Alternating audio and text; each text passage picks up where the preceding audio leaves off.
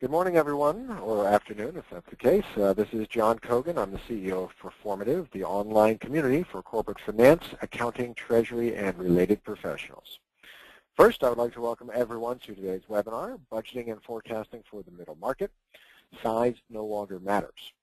Advances in technology and the associated economics, in conjunction with emerging techniques in the realm of budgeting and planning, have opened the door for companies of all sizes to move away from a static and non-strategic budget to a budgeting process that drives dynamic forecasting and planning. How do companies align budgeting with forecasting and strategic planning? What factors are driving SMB businesses to reassess how they leverage budgeting and forecasting? And how are companies who once considered themselves too small finding themselves on the forefront of budgeting and planning best practices and achieving best-in-class results? We intend to cover all of that ground today.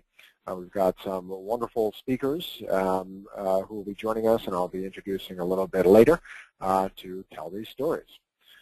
First off, a couple items before we get started. I would like to thank Profix for helping us make this event possible. Everything we do at Performative is free for our users all the time. And Profix has been very generous in sponsoring this event and also helping us provide some of the speakers. So great thanks to Profix. Next up, a few notes about Performative. First off, welcome to those of you for whom this is your first Performative event. We are the largest and fastest growing online resource for corporate finance, treasury, accounting, and related professionals. We are an ad-free, noise-free community, and by noise-free we mean no selling, no self-promotion. It's very simple. Corporate finance, accounting, and treasury professionals come online, they ask questions of their peers, and they get answers, or they search through the questions that have already been asked. It's a wonderful resource, and we encourage you to check it out at performative.com if you haven't in the past. A couple event notes. First off, a link to today's presentation and a video of this webinar will be sent out to all attendees within 24 hours of the event. And it is actually already posted on Performative at the URL you see right there, performative.com/resources. For those who are here today for CPE credits as well as the education, you will need to answer all three of the polling questions that we will present during today's event. And you should have pre-registered for CPE credit. If you did not, please contact Tanya Walsh. You can see her email right there. Please ask questions. We want today's event to be interactive. And the last section of today's webinar is a Q&A discussion where you'll be able to ask questions of both of today's panelists. And it's a great opportunity to get your questions out there. And please feel free to ask your questions at any time. In fact, if you'll take just one moment and take a look at your GoToWebinar control panel, you'll see the questions area in that panel and simply type them out. All the questions are anonymous, so you don't have to worry about anyone knowing your name, and we would appreciate any questions on topic today. Finally, when you step off of the event, anytime during the event or at the end, you will be asked to take a short survey regarding the webinar. We would greatly appreciate your feedback. We always want to do better the next time, and this feedback really helps us. Also, if you would like us to introduce you to either of today's speakers or to sponsor today's event, then we make it really easy for you to do that with just the click of a mouse during that survey. Next up, learning objectives. After attending this webinar, you will hopefully have learned a number of effective budgeting practices that can help drive improved strategic planning. Specifically, we're focused on SMBs, and we have a whole host of other topics that we'll be covering around best practices and things to avoid and technology and techniques in the arena of budgeting and planning. So that's what we're looking forward to hearing more about today from our two presenters.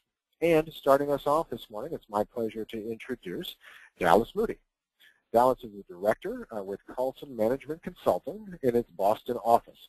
He's responsible for providing advisory services and project management for Carlson's ongoing systems implementation projects, as well as serving in outsourced FP&A leadership and technical accounting roles within Carlson's client base. Prior to Carlson Management Consulting, he was manager of FP&A for Crossbeam Systems, where he was in charge of the administration of the organizational planning and forecasting process, as well as the coordination of the annual budget, preparation of quarterly board reporting, provided technical detail guidance relative to equity-based compensation, and performed other accounting and finance reviews. Dallas began his career at KPMG as an assurance associate in its Boston and Atlanta offices and is a CPA. Dallas, at this point, I'd welcome you to take it away. Hello, this is Dallas Moody. Thanks again, John. I really appreciate the opportunity to speak to your users. I just wanted to take you over kind of through a session overview of what we're actually going to be covering today, and basically we're going to go over what's wrong with the traditional planning and forecasting process, as well as the 5 key best practices in planning and forecasting. Key takeaways, which would be 4 things that you should get right starting in 2013 planning cycle, and then I will also present a case study if time allows. What is wrong with with the current budgeting process? I think the quote here by Jack Welch is pretty much encompasses everybody's feelings about the budget within corporate America sometimes, and it says the budgeting process in most companies has to be the most ineffective practice in management. What is wrong with the process? It's generally not linked with your strategy, meaning it's driven by finance. Finance comes up with guidance kind of on an island, and that's not necessarily linked with the corporate strategy and operational goals. And so then it also becomes time-consuming. It's extremely rigid, meaning that we have the random goals that are, came up by finance, and then it's also tied to arbitrary dates. And sometimes there needs to be more flexibility built into the process. And furthermore, it's just a difficult process in general in that it's handled through spreadsheets, and there's generally so much detail, and the people that are handling that detail are generally spending many late nights consolidating the data and then also having to split it out in order for people to be able to work with the spreadsheets. And furthermore, there's just generally a lack of scenario planning because you're generally focused on just building out your budget, and you don't have enough time to do the necessary scenario planning to think of the economic what-ifs. So the traditional budgeting process, as we can see here, is quite linear, meaning there's a kickoff, packages are distributed, everybody kind of has their goals that are set up by finance, and they go through it, they give you your wish list, and you go back to the drawing board, you do a second pass. Once again, it's iterative, and it's just a repetition, and wash, rinse, and repeat constantly until you get to a final product that everybody feels comfortable throwing in front of the board, and generally is no longer relevant by that time 3 months later. So one of the biggest challenges to being able to successfully budget is the use of spreadsheets. Over 66% of companies use spreadsheets, and it's extremely common even for much larger enterprises, greater than 1,000 employees, with 55% of them. Everybody kind of knows the pains of spreadsheets. There's always formula errors. There's the opportunity to it's not flexible necessarily for being able to do reporting variance analysis, as well as also just the sheer volume of data. If you're dealing with a number of different departments and trying to break that data apart for people, you can run into linkage problems back to your original budget file as well. This right here is a chart that basically plots out how relevant your budget remains after the year begins. And I think it's pretty poignant that the chart demonstrates that 28% of the budgets aren't even valid by the time the year already begins. And by the time you're 4 to 6 months into the year, 67% of them are no longer valid. That was his statistics from back in 2009, but I still think it's relevant to today. So I'm now going to walk through 5 key best practices. I think number 1 for anybody within a company should always be that your budget is aligned to your corporate strategy. And the best way to do that is, quite frankly, by having the executive team empowered with the ability to actually manage their budgets. and also making them the actual business owners for the numbers. One of the things I run into is everybody has their finance budget manager, and he's the person that's, they view as kind of responsible for the numbers, even though they're the operating side of it. If we give them bad guidance, they say, well, we tried to fit it in and it just wasn't realistic. So you've got to start talking about strategy at the beginning. And so the best way to do that is basically to have an executive offsite, where they may walk through what the strategy needs to be coming into that particular budget season, and then they use that strategy meeting to also work with their peers in order to push it down through the organization.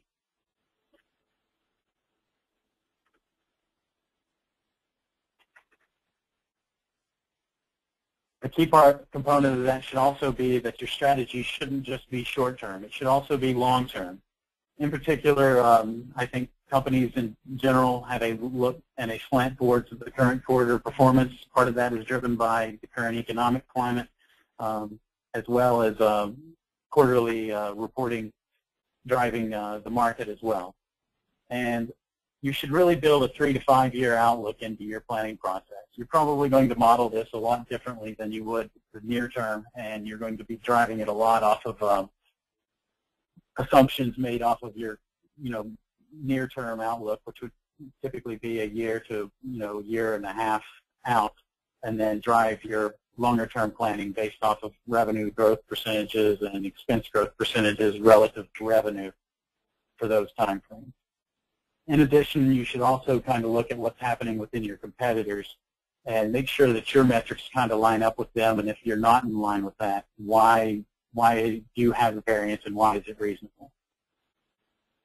So the typical budget process is typically, a very top-down focus, and it's less of a cycle. So it's, driven from finance guidance, which is given down to the department managers through their executive teams.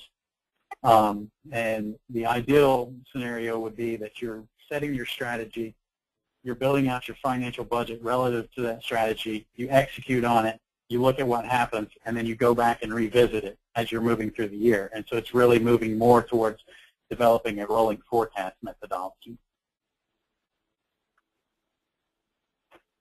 So one key component is, one key restraint on being able to effectively budget is the lack of functional collaboration across departments, and it should really be more of a cyclical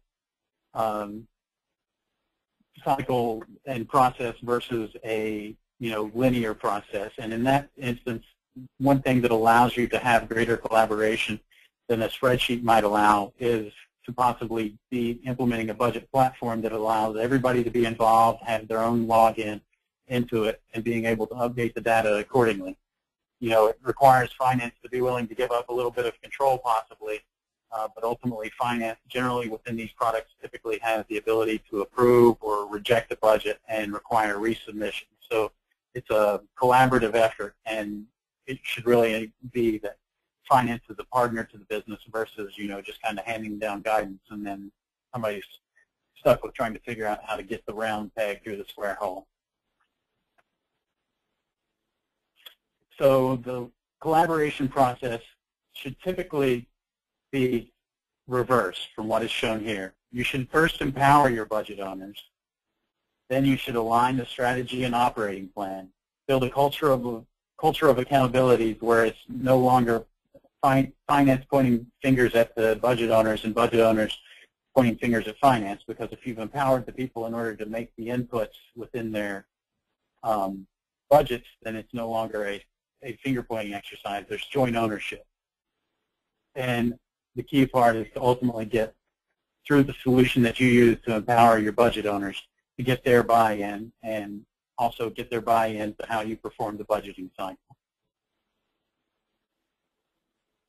A third key process here is, again, as I've discussed before, was the development of a rolling forecast. And, currently most companies kind of think, if you think about the budget, everybody focuses on it, and it's like, the effort that starts at a lot of times in, September or October at a company, and it continues all the way through December, and it's the 11th hour, and the result is, presented at the 11th hour. Ideally, you want it to be a continuous cycle, so really that you're budgeting throughout the year. And, you're just kind of always keeping a rolling 5-quarter look on things. That way, by the time you get to the 4th quarter, you kind of already know what your next year is going to look like based on your expenses that you've filled out already. And by doing that, then you're already set. You set the stage for at least kind of knowing what the discussion needs to be at the strategy meeting, and then also you kind of have the numbers as they stand versus your guidance, and you can adjust accordingly. So what you want to be doing is setting your strategy, collecting the inputs, making the adjustments, you allocate your resources, you execute, then you immediately look at the numbers, and the key component of that is ultimately being able to deliver timely reporting and to adjust accordingly. So takeaways, again, is a 4+ quarter outlook here, and to add, the first step would be to at least have a quarterly review of kind of where you landed and to adjust your forecast on a quarterly basis versus, you know, making it more of like a semi-monthly replan.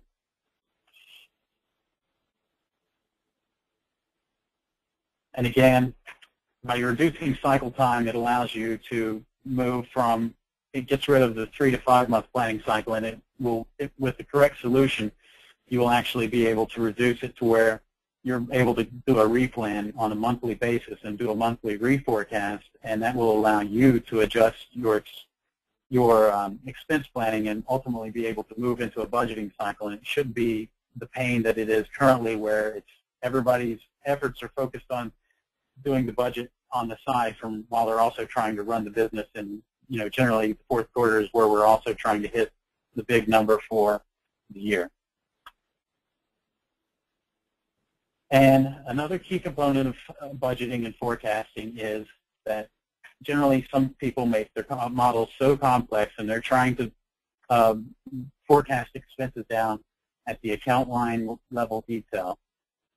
A real effective means of budgeting should be that you have somewhere from 15 to 40 line items. At my last company, I think we were closer to around 60 to 70. And you budget at those line items and you report at those line items. You might have summary level line items above that you look at it even at that level within your reporting system. So by trying to plan down at every individual account level, you kind of get lost in the weeds, and you're not actually focusing on the line items that actually may be driven by certain components. And if you can build out those types of relationships within your models, you'll also be able to budget far quicker because you set your drivers for those particular, 15 to 40 line items, and that drives, your expenses. So for expenses, it's always generally your head count and the fringes associated with it. So being able to effectively model the head count within your planning solution will ultimately allow you to also be able to categorize probably anywhere from 50 to 75% of your expenses oftentimes outside of cost of sales. So again, just a summary of kind of the key best practices is to align your budget with the business priorities and include a long-term plan. And the benefit would be that it creates greater strategic value, retains a link to strategy and the business vision.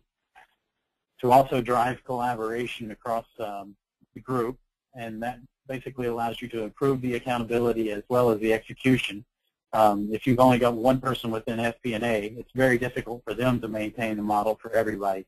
So if you're able to make it to where they review the results and the inputs provided by the budget managers versus having to go to each budget manager and collect their inputs, you're going to be able to improve your cycle time and also get more accurate information. And again, shifting from a process to a cycle, this allows you to improve decision making. It also allows you to reduce cycle time, and it will allow you to move into the generation of a rolling forecast versus a static budget or a static 6-month replan. And again, reducing cycle time, it increases the efficiency, the accuracy, and the meaningfulness of the numbers. If you're having to, takes you 3 months to generate a budget that's no longer relevant the first month in, there's something wrong with the process and it needs to be revisited.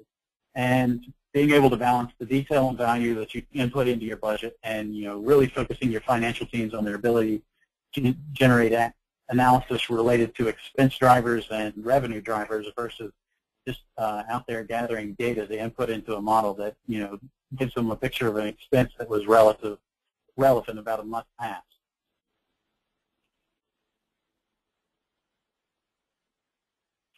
So 4 things to get right in 2013 is to first look at your company's business strategy and align that with what you're doing within your budget and forecast. Second is to improve the communication and collaboration with the business owners. That can be done through the strategy offsite and as well as generally implementing some sort of tool that allows you to collect the inputs that are input into the budget sheets. And then also start developing the rolling forecast. In particular, be able to revisit the key plan assumptions every quarter, if not every month. And then also start doing scenario planning. And that generally also involves some sort of platform or solution for business performance management. And by being able to do that, you'll be able to deal with, if such and such happens with revenue, this is what I have to do from a headcount standpoint. Or, the Forex rates are moving at this particular rate. What do I expect that to do for my profit across the year? And I now have time for a case study. I will try to go through this rather quickly just because I need to hand off back to John so that we can continue on with Tori's portion of the presentation. So a case study from one of our clients is it was a pre-IPO stage company. It operated internationally, had full headcount of around 250 employees, and there were 60 departmental budgets and 16 budget owners. As it used to be, it was extremely spreadsheet intensive. There were 10 separate tabs for every single department, so there were roughly 6 different spreadsheets with 10 separate tabs. And then they had separate linked files to create the roll-ups for the department. And then also it was just a long drawn-out process. It started in September and it ended in December. It was done at the 11th hour. And the account mapping from that budget never matched to the GL. And so it was always a process to even be able to analyze your variances. There were variances across multiple different accounts, and it wasn't easily discernible. And there was no forecast process within this company. Anytime there was a forecast or replanning effort, it involved long hours on the part of the single person FP&A function manager, and that person just had to work long hours until like 3 and 4 in the morning a lot of the time. So in 2010, they rolled out a budgeting and planning solution, and what happened is that actually that manager of FP&A had dealt with their Excel model for a year and dealt with the pains of that. And they implemented the system. Through that system, they developed the ability to do certain profitability and other analyses within the system at the click of a button, and to also be able to do expense drill down. And they were able to upload their monthly actuals into the system, and it was effectively a 10-minute process versus what used to be an all-day exercise to just do it in Excel.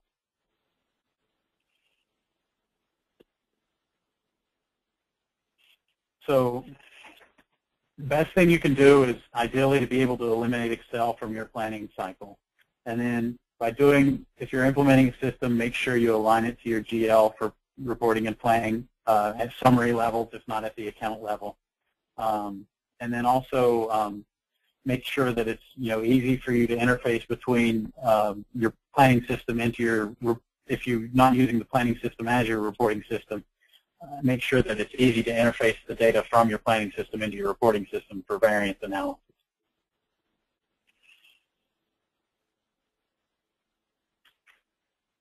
Again, as I walked through, at this particular company, it was a single-person FP&A function.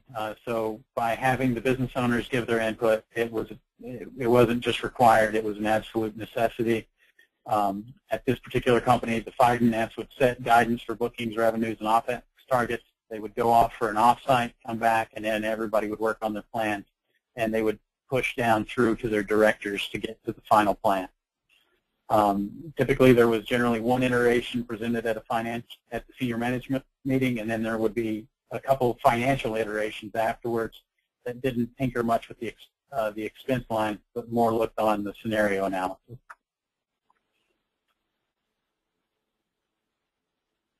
I'm going to jump through this slide real quick.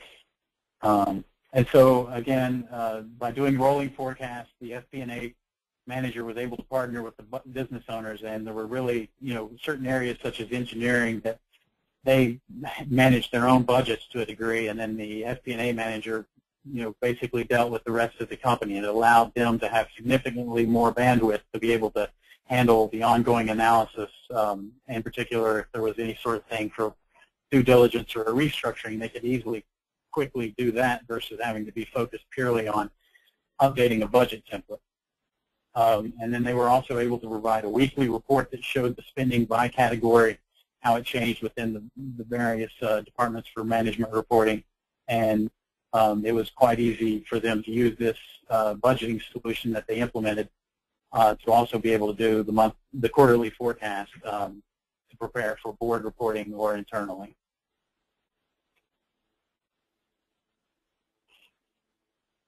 Scenario analysis, the particular tool that this company implemented, it allowed them to quickly and easily be able to do Forex scenario analysis through the use of roughly 16 to 17 accounts within the system. They changed those across the year based on how they saw the Forex scenarios moving, and they were able to quickly and easily look and see what that would do to their expenses based off of the headcount internationally at the 17 different countries. Furthermore, it would also allow them to identify if the bookings and revenues for that particular company were looking weak.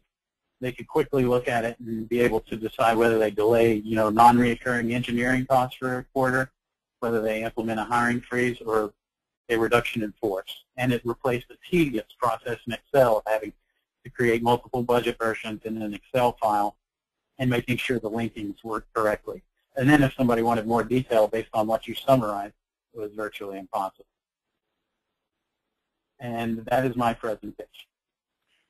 Fantastic. Wow, covered a lot of ground there, Dallas. Appreciate that. And you did it on time, which is great.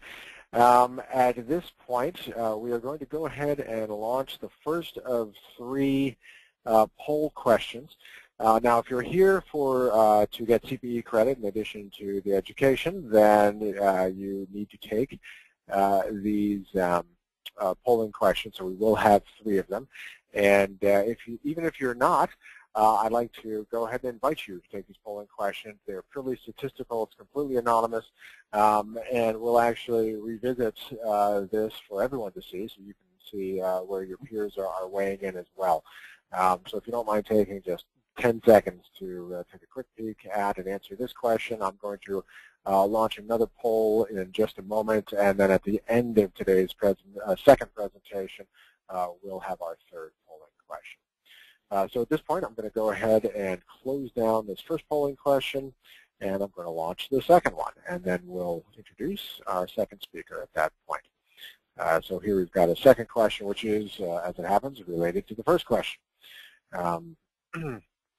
So of the high priority areas for improvement that you noted in the first poll, what is the area that most needs change? This is always an interesting one. And I'll leave this open for another 20 seconds. I'm going to remind folks, if you have any questions at all for either of today's speakers, please feel free to ask it in the question area of your GoToWebinar control panel.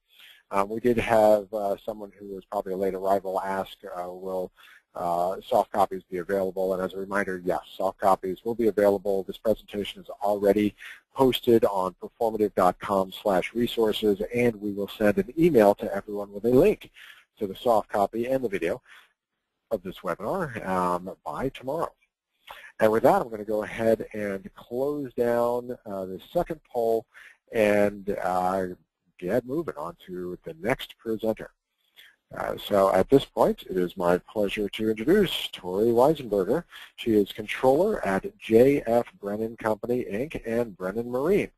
Tori is a CPA who has been with Brennan Marine for almost 6 years, with 5 years of previous construction accounting experience and 3 years of public accounting experience. She has implemented several business intelligence and performance management software packages in her career and is always on the watch for process improvement and efficiency gains. And with that, Tori, I'd like to welcome you to today's program, and I'll say take it from here.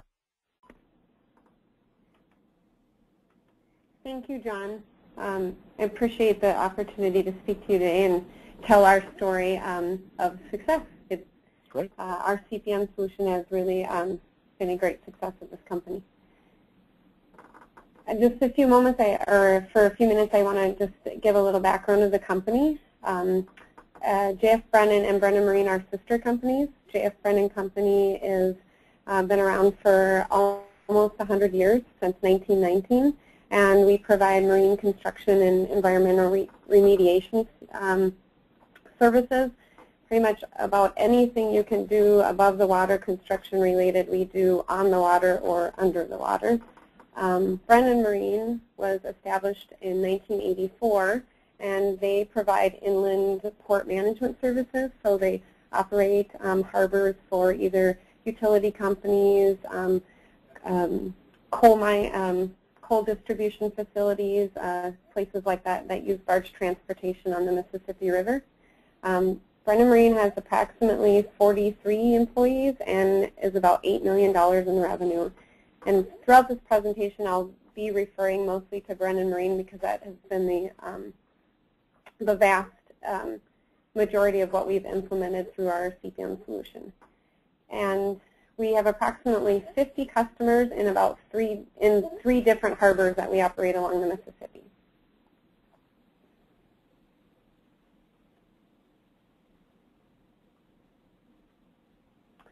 And just a little background on our previous budgeting process. As the controller of both companies, my number one priority beyond safeguarding the company assets is looking at implementation of systems to increase our accuracy and efficiency in reporting and analysis. What I mostly look at and what's key to us is anytime we're creating a dual entry situation where we are having to re-enter information into a spreadsheet or any other process where we're manipulating our data outside of our accounting system and creating some time-consuming processes, that's when we key into those and try to look at ways that we can use an electronic solution. So, in our previous budgeting process, we would spend 6 to 8 weeks, and this is on our smaller Brennan Marine company. We would spend 6 to 8 weeks to complete a process that very similar to what Dallas was speaking of, that multiple spreadsheets linked everywhere. I think there's probably in each harbor about 10 different departments, and those all had spreadsheets, and trying to roll up the 3 harbors and 10 spreadsheets is just very complicated. It did not always tie back to our accounting software because you're rekeying information from the accounting software, and the details were not necessarily available because you're rekeying that information, and it just became very, very difficult to manage, especially when we received a contract in 2009 that doubled that size of the Brennan Marine company. And that contract was awarded with a very large customer who just at this harbor had a larger staff of accountants than I do, here at Brennan Marine. So their expectations of us were far beyond what we could produce at that time. And this is a quote that my management would almost always give me every time we would go through a budget cycle, or all the key operations people trying to input information into this, and it's just always, there must be a better way. This is an excruciating process. And we chose a CPM solution, obviously, because we realized we needed to move beyond Excel, and we received this large contract. We knew we were not going to be able to meet their expectations. They went from annual expectations to quarterly. There was no way at a 6 to 8 week cycle that we could produce quarterly forecasting as well as an annual budget. And then they wanted to move into monthly reporting as well. So we chose Profix because it was a very flexible system. It was easy to use. As far as report design and budgeting, we have a lot of what we kind of call basic users. So they get into the system just to fill out budget templates and not necessarily advanced computers. These are just blue-collar people that provide information to us. So this was an easy system for them to understand. And also we realized the potential to go beyond financial budgeting reporting. And I'll kind of share some of those things that, that we went beyond on there as well.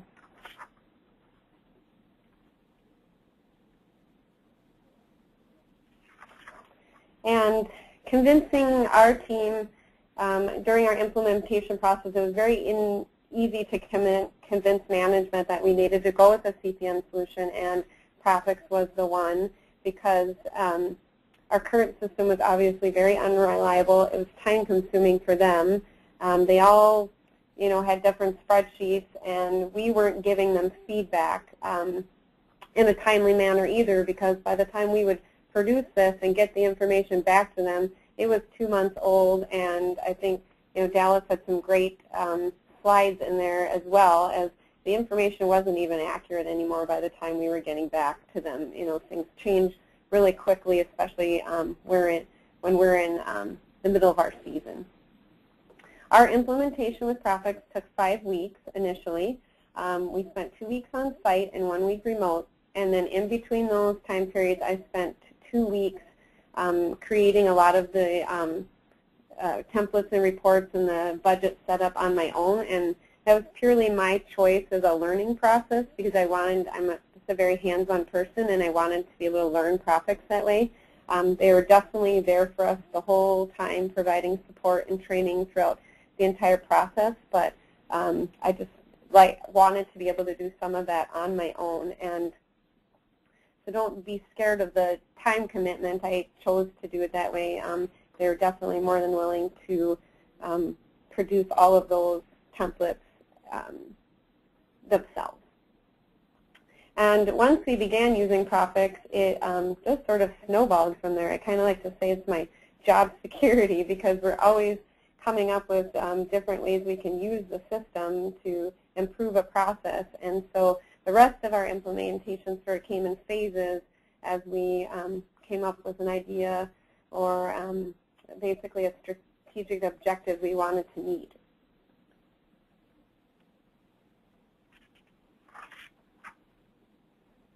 And once we've gone this far, so this is probably about 2.5 years ago that we started this process, and definitely after the first implementation, we were above water and ready to meet our customers' challenges, which they throw at us at about every monthly basis. There's always something new they want to see from us, and so far we've been able to produce every time.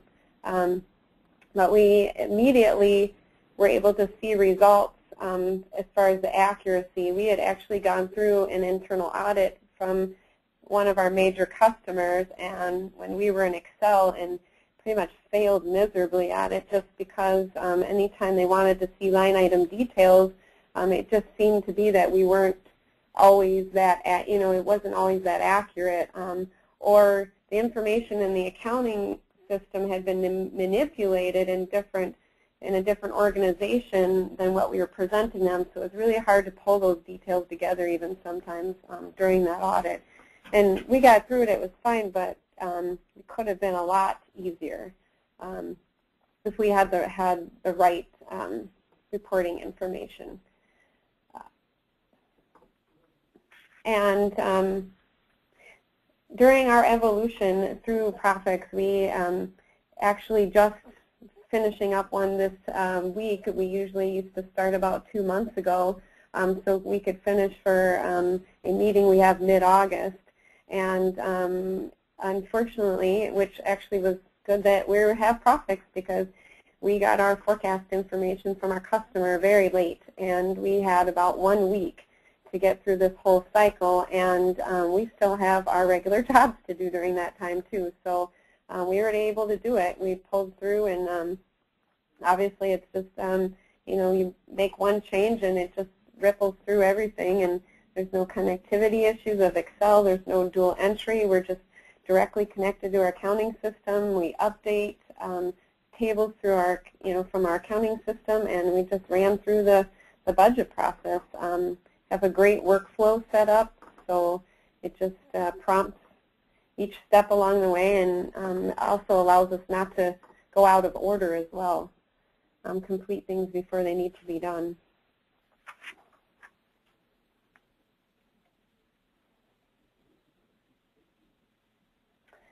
So there's several future usages we want to use our investment. We currently have about 6 basically what we call cubes of data. So they're 6 groupings of information that we either budget or report on, or we just need the information in a different organization than what we can get out of our accounting system. So sometimes we just use it for slicing and dicing the data, because it's much easier to do that in a CPM solution than sometimes the report writers that come with your accounting system, or the data is just not even organized the correct way in the accounting system that you want to be able to look at it. So we also have developed a system for managing opportunities for additional work. Because we're in these harbors, sometimes businesses near the harbor will present opportunities for us, additional work that we could be performing for other businesses. So we've been able to basically do this kind of scenario analysis where we'll just copy our whichever version of the budget makes sense, and then start on a different scenario and never lose that original data, and be able to compare them side by side even. We also do detailed budgeting of our equipment. So our vessels on the water are our largest drivers of our costs. So we're able to detail budget that equipment and also develop rates to charge our customers based on actual history we have stored in Profix from our accounting system, plus some statistical information that we input. We are also able to manage our overhead allocations. So these are all recent things that we've developed. And then the next step we want to go into is development of an actual dashboard for executive management. So once you get beyond that budgeting and forecasting, and you want to do some actual reporting and analysis, and even beyond that, there's a development of the dashboard for our management to be able to log in and see. And this hasn't only been a finance department implementation. Our operations people have also, they're getting the information back from us. Our accounting department is providing more of a service to them. And we also have been gaining efficiencies in other areas as well, as not just our operations people, but we have a dispatch department, and they're the ones responsible for bidding certain types of opportunities. And they have these Excel spreadsheets that are crazy. I think every single port on the Mississippi River is combined in different ways on these spreadsheets. And so we are going through a process now with Profix where we've designed this, and now we're building these cubes to deal with these opportunities. And so basically our investment in our CPM solution has allowed us to move beyond even our budget processing. I mean, to go from a 2-month annual budget process, there's no way you could even budget quarterly. We've gotten beyond that to where we're doing quarterly forecasts. We're able to report monthly against those forecasts. We could run those forecasts monthly if we wanted to. We've streamlined this enough.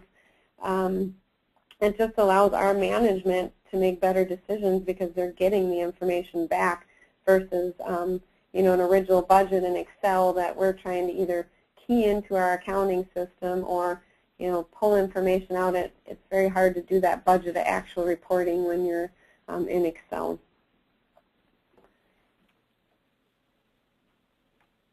And I think this is my favorite thing to always ask everybody is whenever we're dealing with a current, either budgeting, reporting, analysis, whatever it happens to be a problem we're trying to solve or even a complicated process we're trying to solve, is we're always asking ourselves, how can we use, Profix? How can we use our CPM solution? What could we do with it next? And so I think that's an important thing to do, is don't just get your CPM solution to get you through the budget cycle, which is important. I mean, it's definitely a benefit, but also think beyond that. What could I be using this to improve in, everyday analysis? Sometimes I just like to go in there and pull a different view of something to provide me with some different analysis. So I guess that's the kind of the thing. My final thought to share is think about how you can go beyond the budget cycle with this tool. Great. Thank you so much. And it tore through your experience. At this time, I'm going to go ahead and go to the final polling question. And I'm launching that right now, so we'll leave this out for about 45 seconds. Once again, remind folks that you can ask questions at any time. We'll do our best to get to them. We'll have about 10 minutes once we get through this polling question. And also, at this point, I'll remind you that even if you're not here for CPE credit, we would appreciate your spending 10 seconds, take a look at the polling question, and give your input so we can see across the attendees of today's event what folks think about these questions and what's going on with their companies. And then the first thing we'll do actually in the Q&A is we will share that out. So at this point, I'm going to go ahead and close down this polling question. Thanks everyone for that. And we'll go back to the beginning. So first we'll run through the first 3 polling questions. And we will share the results, and I'll ask for comments from Dallas and Tori, and then we'll get to the questions. So the first polling question, as a reminder, was which of the following is the highest priority area for finance and accounting improvement at your company? And we had a number of different areas. And interesting, Dallas, that analysis is the top here by a wide margin. Is that typical of what you see with clients these days? A lot of clients typically are, struggling just to get the budgeting or to make the budget quicker. But I guess with the solutions that we typically implement, most people want it for the ease of the ability to do reporting, and then I would assume that analysis would be on top of that. So, Tori, I'm sorry, go ahead. So it's a factor of once you've got the system implemented, it's the ability of how to quickly generate the reports and do the analysis therefrom. Right. So, Tori, how does this line up with your company's priorities? I think originally the reason we purchased the software was for budgeting and reporting basically, but once we got in there, we probably use it far more for analysis than we do actually for the budgeting and reporting, and I think probably because we've gotten those sort of things streamlined. Once you get those implemented, and you streamline them, you got so much more time to spend on analysis. Right. Oh, that's a beautiful thing. All right, let's go ahead and hop to the second, which is essentially a question around people, process, and technology. So of the high priorities in the first area, which is the most driving factor? Is it people, process, or technology? Interesting that process and technology are well ahead of people in terms of what folks see improvement. Dallas, does that jive with what you typically see? Yeah, I don't think you can have effective process without the technology underlying it. I mean, that's why most of generally not necessarily the capability of the people, it's more the ability for everyone to collaborate and get together to solve the problems, and that's what technology and process generally allows you to do.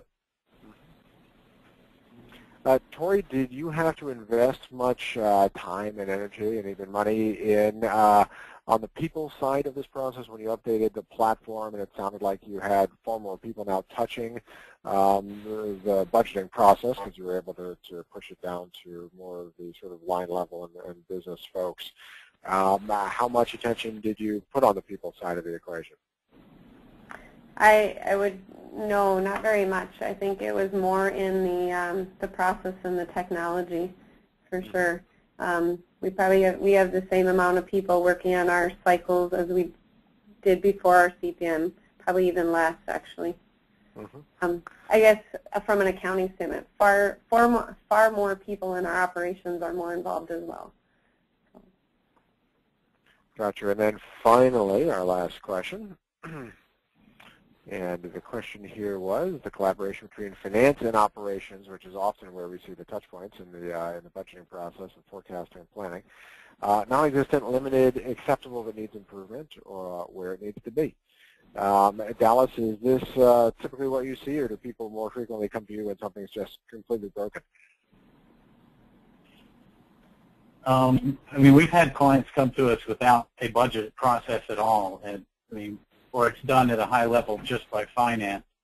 I would say most companies probably fall into like either the limited or acceptable, and probably on the lower side of the acceptable side when you really think about it from the ability of, by having the information in the hands of the business owners, just the accuracy. So like they would be able to see if by actually having the solution implemented, they would see a greater improvement in the quality of the data they are actually collecting. Yeah. And Tori, where did you guys start before you implemented a solution for CPM, and where did you end up? Prior to implementing, we are actually more finance-driven, so we would get our initial information from operations, but basically the CFO and I would really rework that and come up with our own sort of budget based on how we saw things.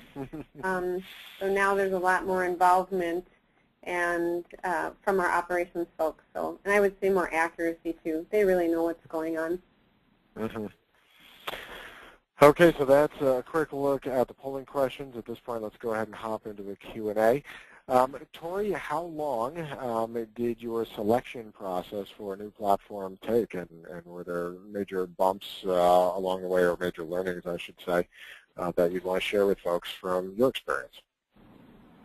It was not a long process, and I think because we actually weren't necessarily looking for something, but our CFO had run into Profix at a conference and just really liked them. And I know he did look into 2 other softwares. I actually wasn't intimately involved in that because he just really liked Profix a lot when he saw it. And so it was not a very long process, and we did not have a very formal, it wasn't a formal like a whole committee or anything like that.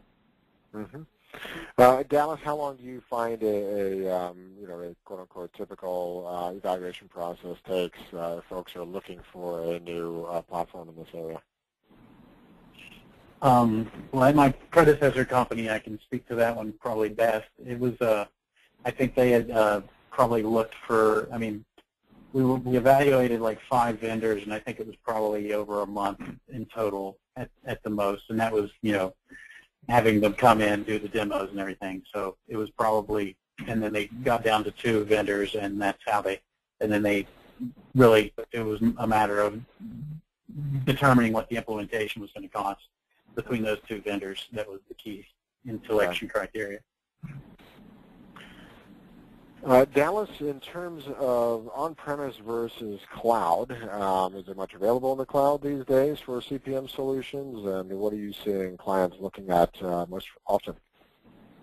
Our typical client base actually is driven more by the cloud. There are a couple of solutions within the cloud that our clients typically are looking at, and that's host analytics, adaptive planning, and then they'll also be looking at on-premise solutions such as, Profix, and I think Budget Maestro are kind of the on-premise solutions. And we primarily work with adaptive planning in most of our implementations, so I can speak best to that. And so, I mean, most of the time our clients are heading towards adaptive planning, but it doesn't always have the capabilities that something such as Profix. I believe Profix can handle 13-period reporting, and so we oftentimes also steer clients towards Profix. So it's still, at the end of the day, based on what the client's needs are, and that's the solution has to fit. The solution has to fit the client's needs first. Not the other way around. Tori was. Oh, I'm sorry. You just can't. I mean, it's something like you can't force certain clients into particular solutions because how their model may currently work. It may not fit into the way that solution works. All of them have their own quirks. Right. Tori, was there much integration work between your platform and your ERP system, and how long did that take? How extensive was it, et cetera? We actually ended up having Profix do that for us because our accounting system is SQL-based, and we were just having some difficulty getting them to produce the correct tables and queries that we needed. So Profix, I was able to get them to help me, and their technical people got on our system, and I'm pretty sure it was about a day that we worked on, and they created tables to go between our accounting system and Profix that update nightly, and I can update them manually if I need to during the day, but I don't usually have to do that, and it works great. It's seamless. So that's actually a really interesting point, which is frequently it's not the ability of the CPM software to catch data from systems, but rather the ability of an ERP or accounting system to send data to it.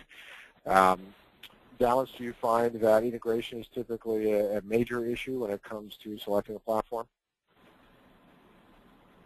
Well, most of the cloud, I can speak directly to adaptive planning. It integrates very well with a lot of the other cloud-based platforms, like NetSuite actually is a application partner with Adaptive, and so Adaptive's budgeting system is actually layered into the NetSuite application, and so it will pull directly from there. And then Adaptive also builds out connectors that allow you to connect the most major GL systems directly with Adaptive to handle the import of the data, or you can load it via flat file. But there is no integration unless you have to build out the connectors for all of those. So generally through flat file or by purchasing Adaptive's connector-based program, or you can also get an API that will handle the data load as well. Work with Adaptive's API with your own IT resources. Right.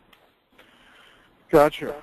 And you know, at this point we have a few other questions, but I'll tell you what we're going to do, because we're not going to have time to get to them, is I'm going to work with the presenters and see if we can get them to answer the questions offline or on Performative, where everyone can see the answers, because I want to be respectful of everyone's time and get us out of here at the top of the hour. So at this point, I think what I'd like to do is start by thanking Dallas and Tori for your time today and your insights. It was just wonderful seeing all the best practices in your presentation, Dallas, and then Tori, hearing about what you guys actually went through was very helpful. So thank you so much for being with us today and giving us your insight. Thank you, John. Thank you. You bet.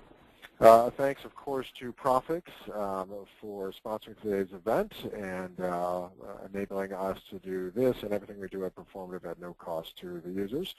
And if you would like us to put you in contact with either of today's speakers or Profix, when we complete this webinar, which will be in just about a minute, you'll be asked to take a quick survey, and we make it very easy there for you to connect with any of the folks on today's presentation. If you were here for CPE credit and have any questions at all about CPE credit, please feel free to contact Tanya Walsh. You can see her email address right there. And lastly, we will send a link to both a soft copy and to a video of today's webinar out to everyone. We typically get that out within 24 hours, so you should get that tomorrow. And we hope to see you back again at another Performative event or on Performative Online. So thanks everyone for your time and attention today. We realize and appreciate how valuable that time is and how busy you all are. So thanks, have a great week, and we'll see you next time. Take care, everyone.